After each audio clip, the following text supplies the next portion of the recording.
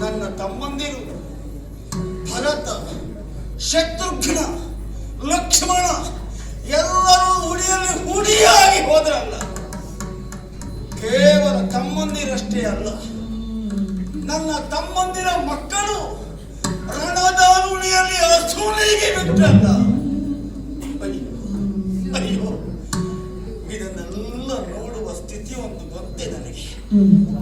ಈ ರಾಮ ಎದೆಗುಂದಿದ್ದಿಲ್ಲ. ನಮ್ಮವರ ಹೆಣವನ್ನ ದಾಟುತ್ತಾ ಬಂದಾಗ ನಾನು ಎದೆಗುಂದಿದೆ. ಧರೆ ಕುಸಿದ ಅನುಭವ ತಾನೆ. ಬೇಕಿದ್ದೇನಲ್ಲ, ಯಾರನ್ನು ನಮ್ಮವರು ಅಂತ ತಿಳ್ಕೊಂಡಿದ್ದರು. ಬದುಕಿನಲ್ಲಿ ಎಲ್ಲವನ್ನ ಕಳಕೊಂಡರು. ಇವರು ಯಾರು ನನ್ನನ್ನ ಬಿಟ್ಟು ಹೋಗಲಾರರು ಎಂಬಂತ ಭಾವನೆ ಇತ್ತು ನನಗೆ. ಆದ್ರೆ ನಮ್ಮವರೆಲ್ಲ ನನ್ನನ್ನು ಬಿಟ್ಟು ಹೋದ್ರಲ್ಲ. ಇನ್ನು ಯಾರನ್ನ ನೋಡಲಿ ನಾನು? ನನ್ನವರು ಅಂತ ಯಾರಿದ್ದಾರೆ ಈಗ? ಇವರು ತಮ್ಮಂದಿರ ಮಕ್ಕಳು. ಹಾಗಾದ್ರೆ ಇವರನ್ನೇ ಮಕ್ಕಳು ಎಂಬಂತ ಭಾವನೆಯಲ್ಲಿ ನಾನು ಇದ್ದವ. ಈಗ ಎಲ್ಲ ಅಳಿದರು ತಾನೆ. ಹೌದು, ಈ ಸಂದರ್ಭದಲ್ಲಿ ರಾಮನನ್ನು ಸಮಾಧಾನ ಪಡಿಸುವುದಕ್ಕೆ ಯಾರಿದ್ದಾರೆ? ಯಾರಿಲ್ಲ.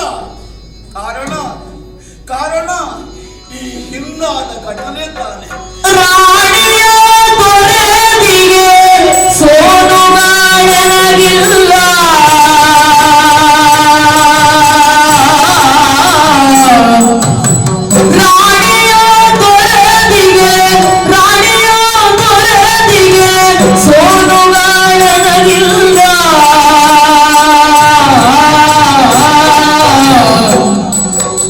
ಜಾಣರ ನಂಬಿದ್ದೆ ನಾನು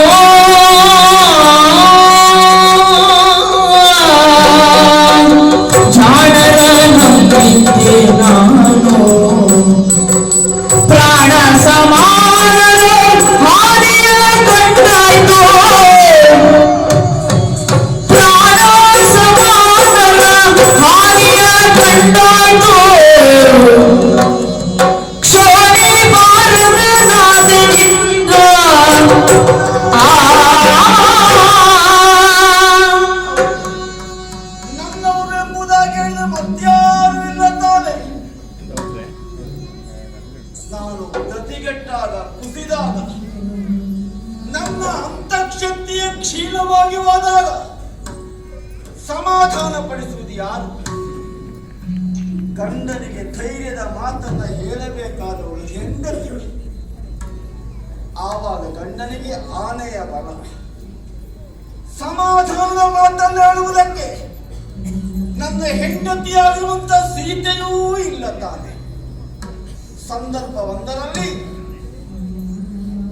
ಮಡದಿಯಾಗಿರುವಂತ ಅಯೋಧ್ಯೆಯ ಮಹಾರಾಣಿಯಾಗಿರುವಂತ ಸೀತೆಯನ್ನ ತೊರೆಯುವ ಕಾಲ ಒಂದು ಬಂತಲ್ಲಿ ತೊರೆದಾಗಿದೆ.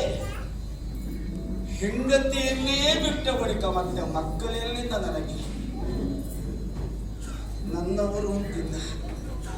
ರಾಮನ ಪ್ರಾಣ ಸಮಾನರಾಗಿದ್ದವರು ತಮ್ಮಂದಿರು, ಅವರನ್ನೇ ಮಕ್ಕಳು ಎಂಬುದಾಗಿ ಭಾವಿಸಿಕೊಂಡವ ಈ ರಾಮ. ಆದ್ರೆ ಪ್ರಾಣ ಸಮಾನರಾದಂತ ತಮ್ಮಂದಿರ ಪ್ರಾಣ ಪಕ್ಷಿಯು ಹಾರಿ ಹೋಯಿತು. ನಾನೊಬ್ಬನೇ ಉಳಿದೆ. ಯಾಕೆ ನನ್ನನ್ನು ಹಾಗೆ ಉಳಿಸಿ ಬಿಟ್ಟ ಬಿಡಿ? ಯಾಕೆ ಉಳಿಸಿದ? ಈ ರಘುವಂಶದ ಎಲ್ಲರೂ ರಘುವಂಶ ತಿಲಕರಿಂದಿನ ರಣದಿ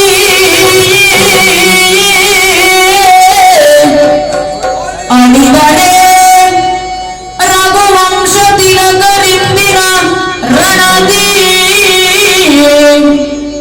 ಕಳೆಯಿತೆ ಮನುವಂಶ ಪುಣ್ಯ ದೇವನಿಗೆ ಸಿರಿ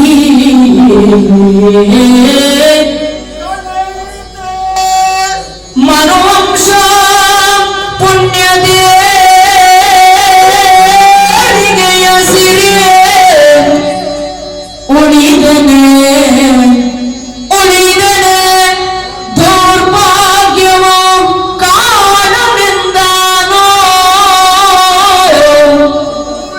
ಸೆಳೆಯರೆ ವಿಧಿಯನ್ನನು ಸೆಳೆಯನೆ ವಿಧಿಯನ್ನನು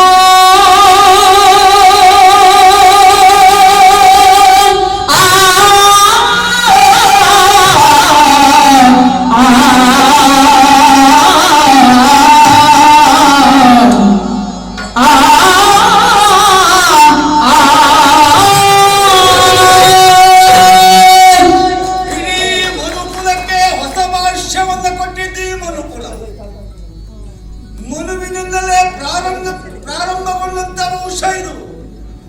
ಹಾಗಾದ್ರೆ ಈ ರಘುವಂಶದ ತಿಲಕರೆಲ್ಲರೂ ಇಲ್ಲಿನ ರಣದಾನುಡಿಯಲ್ಲಿ